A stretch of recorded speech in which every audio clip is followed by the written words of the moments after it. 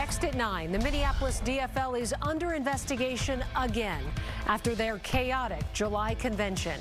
What this means for the mayoral race. Plus, St. Paul mayoral candidates make their case to voters. A live report from tonight's forum. Then, more calls for a special session on gun control, this time from Stillwater. And nothing gets done, and then another day goes by and another tragedy occurs. Plus, Richfield's efforts to revitalize the city while reflecting on its diverse community. It's great to see little mom and pop restaurants opening up in Richfield. And it finally feels like fall after a stretch of record high temperatures. I think when it gets below 70, 75, we've had it for summer. This is Fox 9 News at 9. Well, developing tonight, the Minnesota DFL is investigating mailers involving State Senator Omar Fateh. The party started the investigation after getting a complaint that postcards the Minneapolis DFL sent out showed it endorsed Fateh even after the party pulled the endorsement. Fox 9's Mike Manzoni is in our live center tonight. And Mike, the Minneapolis DFL says it didn't do anything wrong. Kelsey, it says it sent out those mailers showing all of the DFL endorsed candidates after the July convention. But the Minneapolis DFL says it printed and sent the postcards before the August decision to revoke Fateh's endorsement. But it says some of the postcards arrived after that decision. The complaint is just the latest in a series of issues stemming from the Minneapolis DFL convention back in July. The state DFL yanked Fateh's endorsement over concerns about how the convention played out. The Minneapolis DFL appealed that decision but lost. Also, within just the last week, a Hennepin County court fined Fateh's campaign $500 for handing out yard signs claiming he was DFL endorsed after the party rescinded that endorsement. We reached out to Fateh's campaign and the Minnesota DFL for comment tonight, but haven't heard back. In the live center, Mike Manzoni, Fox 9. All right. Thank you, Mike. And just today, the city of Minneapolis hosted a mayoral forum. During it, the top candidates answered questions on a variety of topics, from rent control to homelessness to public safety, as well as why they think they are the best person to lead the city. Here's what they had to say.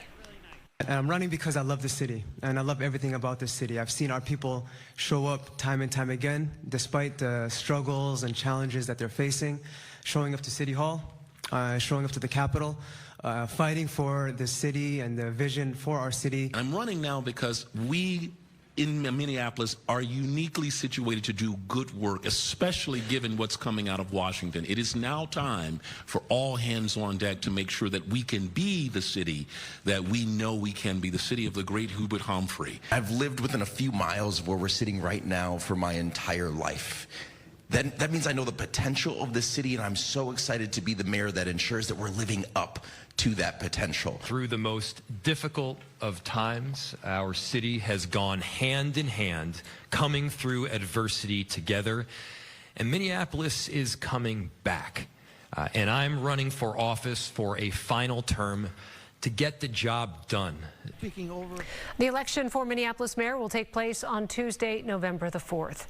And in St. Paul tonight was an opportunity for the community to hear from all 5 candidates in the city's mayoral race there. Our So Young Kim was at the forum and joins us live with the takeaways. So Young? It was a packed room here at Gloria Dei Lutheran Church, and what's clear is all 5 candidates need to make clear what differentiates them from the rest of the field. This race is a ranked choice voting system and is officially nonpartisan, and this forum was organized by Fair Vote. There's 4 challengers running against incumbent Mayor Melvin Carter. State Representative Kali Her is likely the strongest challenger. Adam Dullinger is an engineer. Yan Chen is a scientist who previously ran for city council. Mike Hilborn is a business owner who previously ran for Minnesota House of Representatives. Safety, housing, and property taxes were some of the top issues discussed. Here's what each candidate says they'll prioritize. We've brought down violent crime by double digits in every category. We've doubled our investment to rebuild our streets and our infrastructure. And we see more major investment signals right now in our city than we've seen in a very long time. I have a vision for what my city should look like. And in that, I will be building affordable and abundant housing, a thriving economy, having safe neighborhoods, and defending our neighbors. And I'm deeply passionate about how the city is built, how it's designed. I consider myself an urbanist at heart. And so I've seen all that, and I've seen what works, and I've seen what doesn't. It's time for us to solve the problem at the root cause. As a biophysicist for 30 years, I have the ability to untangle the issue for you. We have to lower taxes. Have to. Don't want to. Have to. We have a crime problem, a serious crime problem. Businesses are also not moving into St. Paul and are leaving because of the crime that their employees have to deal with. And early voting has already started, and Election Day is November 4th. Reporting in St. Paul, So Young Kim, Fox 9. Yeah, that's coming up quickly. Thank you, So Young. Let's head outside now. This is a live look at Eden Prairie on a crisp, cool Monday night.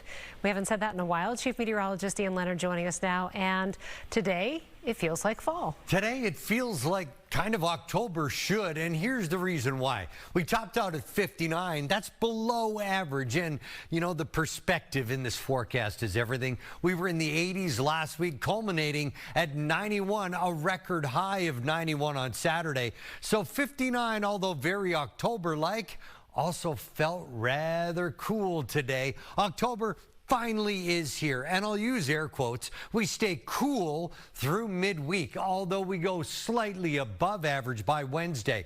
Long range, wow, plenty of sunshine and much, much warmer temperatures as we head toward the weekend. High temperatures today, 50s into the low 60s. Right now it is cooling rapidly.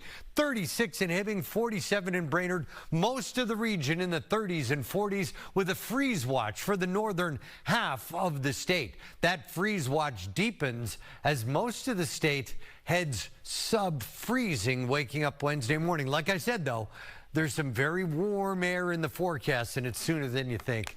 We'll get back to our third tier of summer here coming up by the weekend. Kelsey will talk about it coming up at 9:30. Starting to lose track. All right. Thanks, Ian. Well, as a reminder, you can stay up to date on changing temperatures in your area by downloading the Fox 9 weather app. It is free wherever you get your apps. A new search warrant in the mass shooting at Annunciation Catholic Church and School. According to that search warrant, police located a previously missing revolver in the shooter's vehicle. The shooter had been seen holding that weapon in a video posted on YouTube prior to the shooting, but police had not been able to locate it at the crime scene. 2 students were killed and more than 20 others were injured in that shooting before the shooter took their own life. In the wake of that mass shooting, dozens of parents, teachers, and students rallied in Stillwater this afternoon, calling for gun control.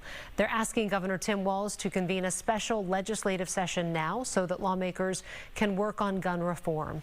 The rally happened at Washington Square Park. Gun control advocates spoke about wanting an assault weapons ban, which they say will save lives. They also called for a high-capacity magazine ban. Stillwater Mayor Ted Kozlowski says both sides share blame for the familiar pattern after every mass shooting. There seems to be something here that we've been doing time and time again after every tragedy like this happens that's just not working. One side of it goes this way, the other side of it goes this way, and nothing gets done, and then another day goes by and another tragedy occurs. At last check, the governor was still in negotiations for that special session.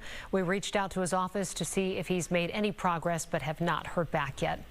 It is day 1 of a retrial for a man previously convicted of murdering a Minneapolis realtor. Up next, what led to his second round in court and how the victim's family is holding up. Plus, a group of school board members from more than 40 Minnesota districts are urging state leaders to comply with Title IX, why they are making that request.